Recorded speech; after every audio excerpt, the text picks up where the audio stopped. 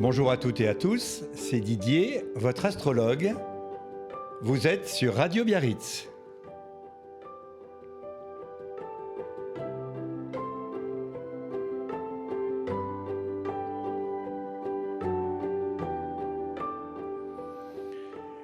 Aujourd'hui, nous allons faire ensemble un point sur l'astrologie en général, à quoi sert un thème astral et quel type de thème vous pouvez faire pour vous, pour vos enfants ou pour vos amis.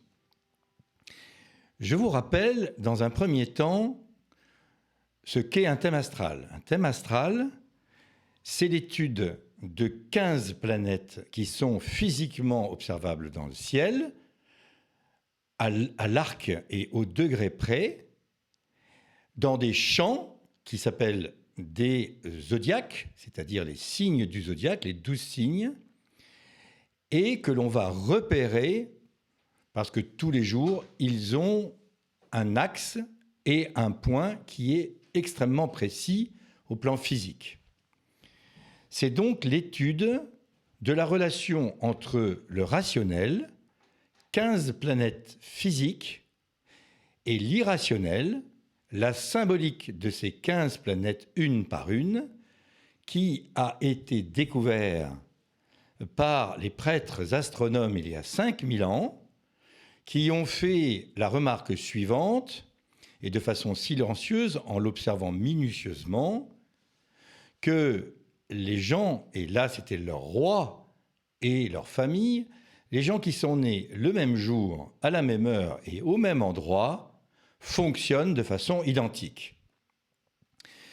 Cette véritable observation, qui était curieuse, a été faite par des gens qui étaient des physiciens, qu'on pourrait appeler des physiciens, des mathématiciens ou des médecins. Ces gens-là ont observé et ont remarqué la chose suivante, c'est que chaque planète pouvait avoir une symbolique. Il y avait l'attribution d'une symbolique pour chaque planète. On en a déjà discuté ensemble il y a quelques semaines. Et donc, c'est donc le travail sur 15 planètes ensemble qui va être étudié dans votre thème astral. Je précise tout de suite qu'il est très important que vous donniez à l'astrologue votre date de naissance, votre heure exacte de naissance, celle qui correspond à l'extrait de naissance, et votre lieu. Ces 3 points mathématiques sont très importants. Ils vont déterminer la justesse de ce que l'on va vous dire. D'autre part, il faut bien intégrer que chaque planète va être étudiée dans le ciel dans 3 points précis. La première, c'est que nous allons observer, l'astrologue va observer, où se trouve chaque planète, en face de quel signe elle est, dans quel champ astrologique elle se trouve au moment où vous êtes né. La deuxième chose, dans quelle maison elle se trouve. Je vous rappelle que les maisons astrologiques sont au nombre de 12 et qu'elles sont déterminées par votre heure exacte de naissance. Si vous me donnez la mauvaise heure, je me plante complètement. Voilà. Et enfin, le dialogue que chaque planète va mettre en place avec les autres planètes pour interagir et donner une interprétation par rapport à chaque position mathématique.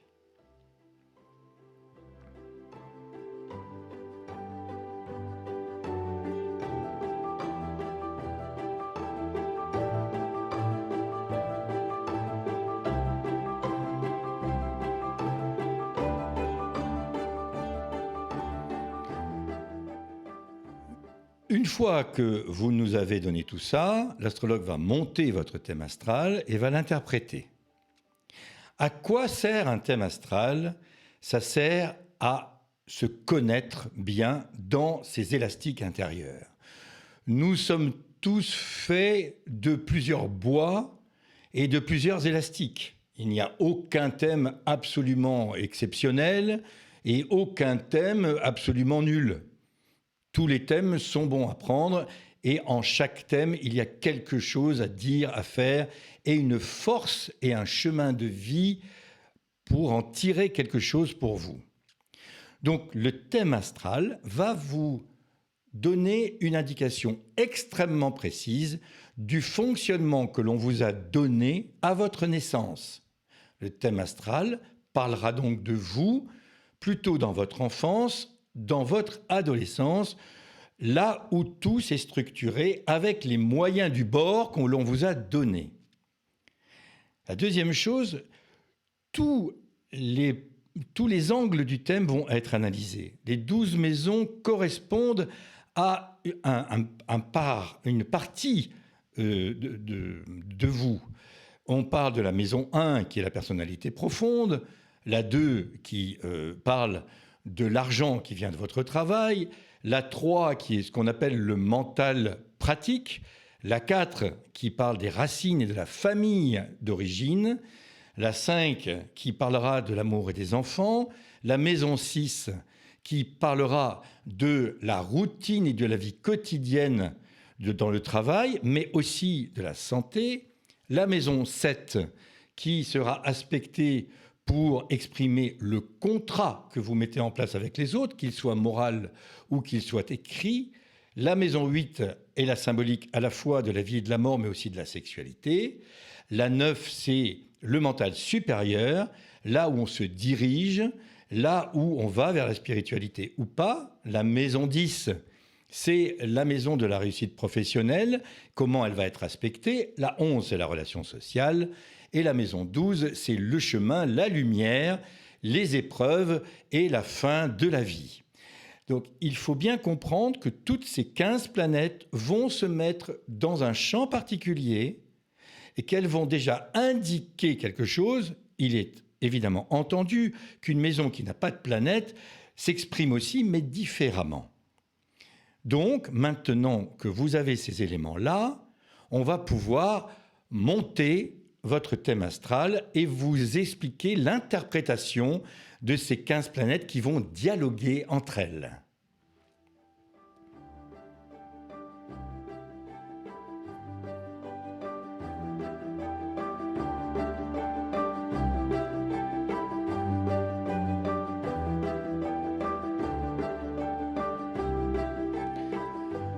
Lorsque vous allez venir me voir, j'aurai déjà monté votre thème, j'aurai déjà écrit l'essentiel de ce que je vais vous dire, et je vais vous demander d'ailleurs d'enregistrer notre conversation pour que vous ayez une trace sur le moyen et le long terme pour réécouter ce que l'on va dire ensemble. Et nous allons interagir ensemble. Je vais vous raconter quoi? Je vais vous raconter votre fonctionnement dans tous les secteurs de votre vie.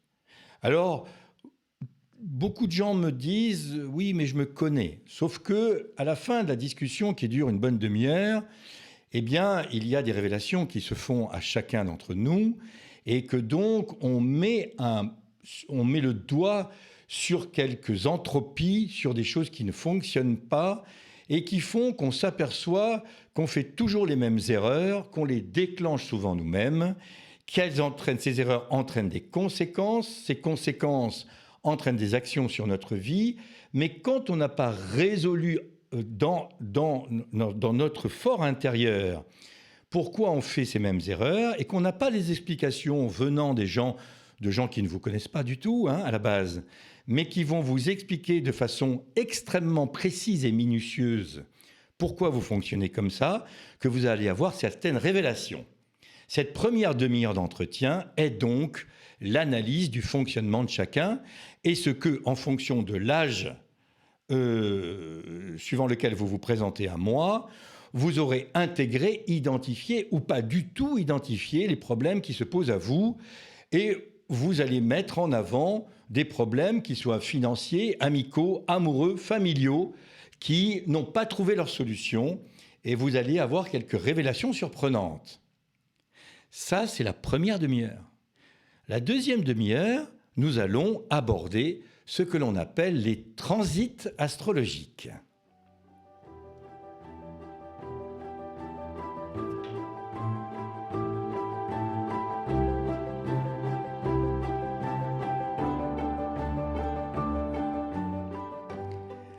Les transits astrologiques, c'est la position des planètes aujourd'hui pour tout le monde, mais ces planètes d'aujourd'hui pour tout le monde vont faire des angles particuliers avec les positions planétaires de votre naissance.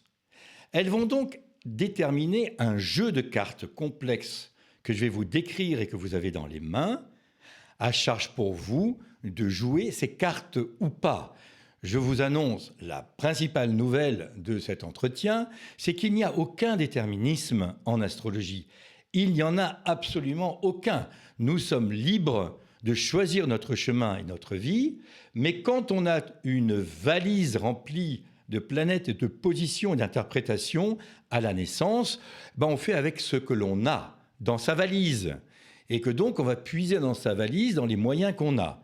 Si nous n'avons pas les moyens, ou si nous découvrons qu'il faut nous faire aider pour les acquérir par un travail de véritable retour sur soi, pour être en véritable conscience de nous-mêmes, je vous indiquerai le chemin éventuel qu'il faudra suivre pour vous faire aider. En attendant, les transits astrologiques vont vous décrire les cartes que vous avez dans les mains depuis quelques mois avant que vous veniez me voir et pendant quelques mois après votre visite. Ces transits, ces cartes vont décrire dans les domaines précis des maisons qui sont aspectées par ces transits et des angles qu'elles font avec certaines planètes et dont la symbolique est déjà expliquée dans la première demi-heure. Qu'est-ce que vous pouvez faire pour vous pour améliorer les cartes que vous avez dans les mains si vous les jouez au bon moment et au bon endroit? Je vous ai déjà rappelé qu'il y a un jeu basque qui s'appelle le mouche, qui fait que des gens qui ont un jeu très compliqué peuvent gagner et des gens qui ont des jeux magnifiques peuvent perdre.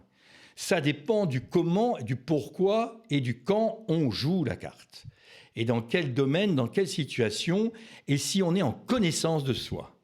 Il est donc important que je vous décrive les cartes que vous avez dans les mains, et elles vont continuer de vous éclairer, mais en regard de votre fonctionnement que je vous ai décrit auparavant.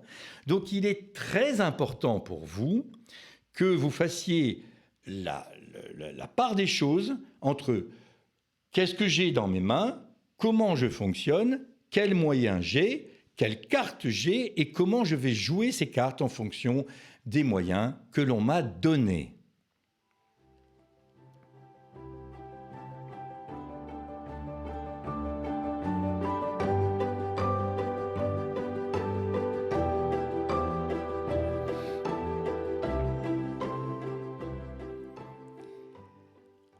Cette première visite vers l'astrologue est très importante parce qu'elle donne une base, elle donne un véritable départ. Et donc, quand vous allez revenir, vous allez demander autre chose. Vous allez me dire, bon, maintenant que je sais comment je fonctionne, et vous m'avez décrit mes transits il y a quelques mois, ou d'un an, ou de 2 ans, je voudrais savoir comment ça a évolué. On va donc faire ce que l'on appelle la révolution solaire. La révolution solaire est une technique astrologique qui consiste à replacer le Soleil à l'arc et au degré près à votre naissance. On va replacer ce Soleil à la date de votre dernier anniversaire. Si votre dernier anniversaire s'est produit il y a 11 mois, je vais faire en sorte de le placer à votre prochain anniversaire pour donner une véritable perspective à ce que vous allez faire et les moyens que vous voulez mettre en marche. Cette révolution solaire va donc déterminer, par rapport à votre thème de naissance, un nouvel ascendant, une nouvelle position lunaire et des dialogues très particuliers et très différents dans les planètes de révolution solaire et va vous donner des indications très précises sur 3 choses. 1. L'ambiance de l'année va être déterminée par l'ascendant et la position qu'il va prendre. Deuxièmement, les décisions et les actions que vous pourriez prendre en fonction de votre fonctionnement initial et des opportunités éventuelles qui vont se présenter ou pas. Donc, il est très important que cette révolution solaire soit précise. Elle est parfaitement précise et elle va vous donner une indication particulière parce que vous allez venir avec un questionnement dans un domaine particulier, dans plusieurs domaines, et je vais pouvoir répondre par et votre fonctionnement initial et la révolution solaire qui se présente à vous à partir de votre prochain anniversaire ou de l'anniversaire précédent s'il a eu lieu il y a peu de temps, et vous donner des véritables indications très précises pour vous déterminer la route, le chemin, les obstacles, les feux rouges, les ronds-points et la direction vers la lumière. La révolution solaire est souvent faite la deuxième fois que vous vous présentez à moi. Elle vous éclaire sur la continuation de votre chemin, si tant est que vous avez travaillé la première fois.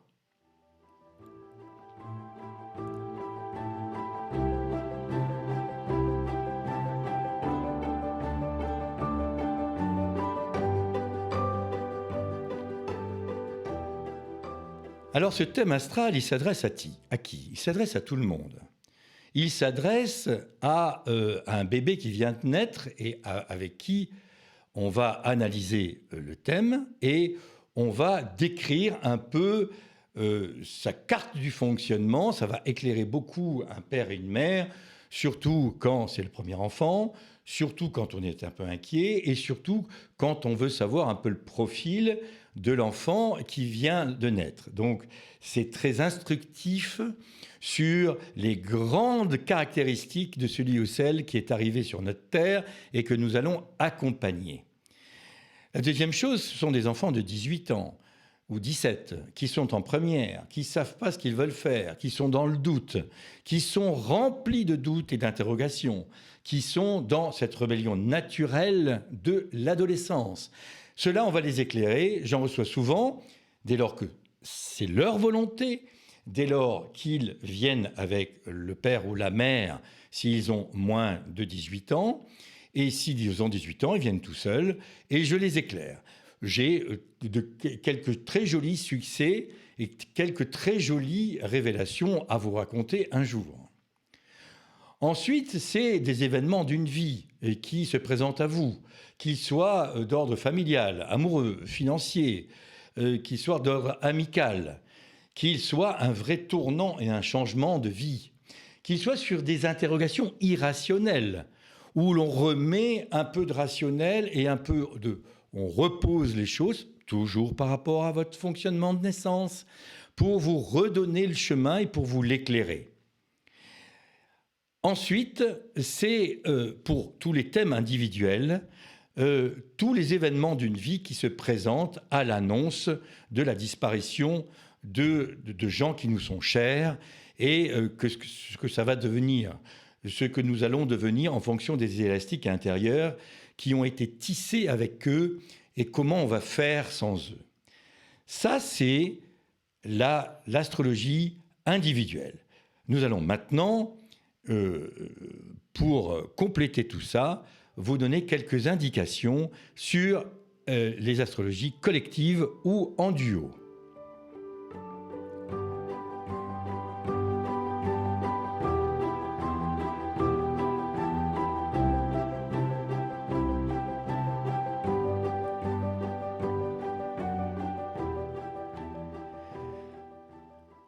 Deux choses sont à retenir pour l'astrologie collective, dans la mesure où on s'adresse par exemple à un couple, c'est la synastrie, comment la relation se noue entre un être et un autre, quel qu'il soit, que ce soit des amoureux, que ce soit un père et un fils, un père et une fille, enfin ce que vous voulez, et connaître les élastiques qui nous relient ou pas, et travailler dessus pour améliorer la relation. Et c'est aussi une autre technique astrologique qui s'appelle la méthode du composite, qui est beaucoup plus essentielle, qui fait part du fonctionnement et de l'essence de la relation entre deux êtres. Alors ça, c'est extrêmement important quand on rencontre quelqu'un, quand on est avec lui ou avec elle, et comment on s'interroge sur le devenir, sur cette relation. Et très souvent, je fais ça pour des couples qui se présentent soit tout seul, l'un des deux membres du couple, soit ensemble, pour faire le point et éclairer le chemin du couple.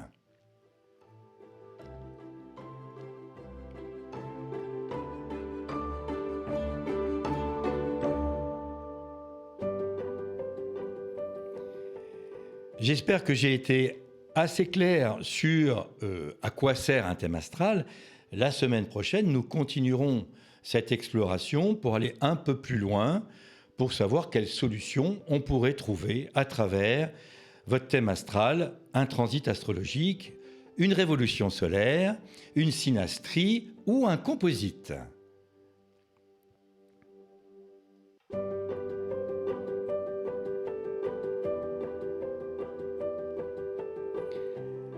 Retrouvez-moi tous les jours sur Radio Biarritz, 3 fois par jour, en direct, en live ou en podcast, ainsi que sur didier-astrologue.fr si vous voulez éventuellement me joindre, et sur Instagram.